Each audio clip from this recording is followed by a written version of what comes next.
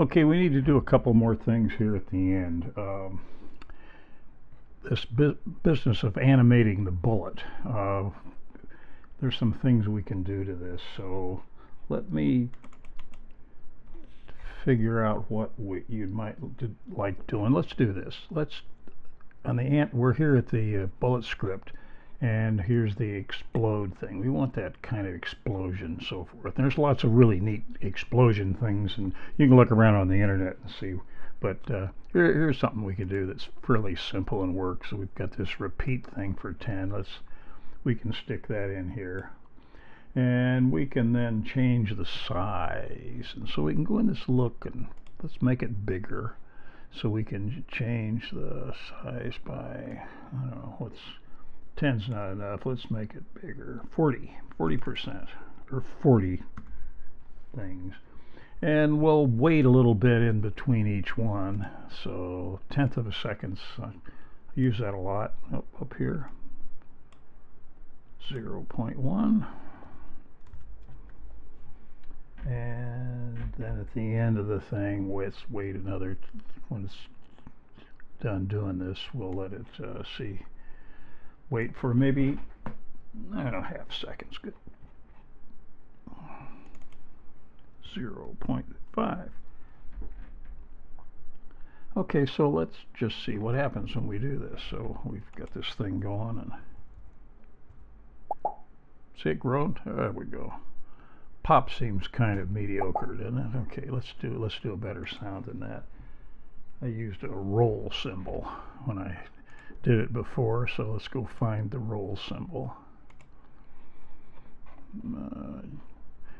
Make your own, maybe. Roll symbol, here we go. So if we do that, go back to the script. Where is roll symbol? Pop will do roll symbol. It's nice that they put it on the list here. Now let's see what we have.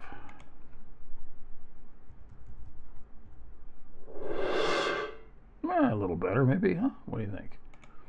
Okay, the other thing that we want to have that we haven't put in here is the count the number of bullets that are fired, because I'm thinking if you wanted to build an advanced game, you'd give them only 100 bullets or 50 or something like that.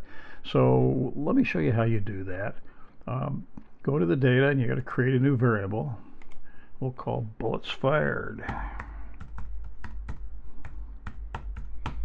Now, first thing you always have to do is you have to set it to 0. So right in the setup, we're going to do it. You don't want it reset, because you don't want it reset to 0 all the time. Now, where are you going to put it? The change. And I think the best place, change bullets fired by 1, put it right after this loop here.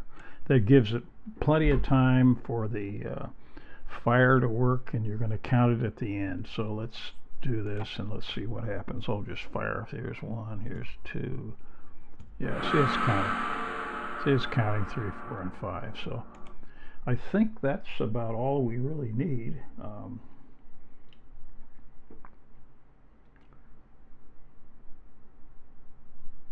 I know. Let's go back to the enemy, and let's add a pen.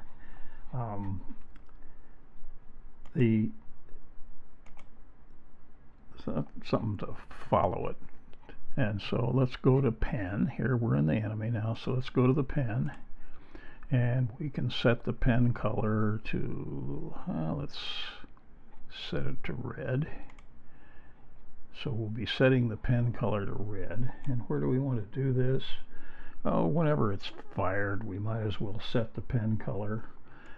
And we also need to make sure we put the pen down, of course. We do that here. And we need then, of course, when we reset, to set the pen up. And we also need to clear. If we don't put clear up here, what'll happen is you're going to have tracks all over the place. So let's see what happens. Yeah, see, we get this now. When this thing disappears, when it hits, the line should disappear. It should also disappear when we hit it. Yep, that seems to work. Not bad. Okay, I think we're finished. So you can add some accoutrements and things that you might want to do to this game, but right now I think we're finished.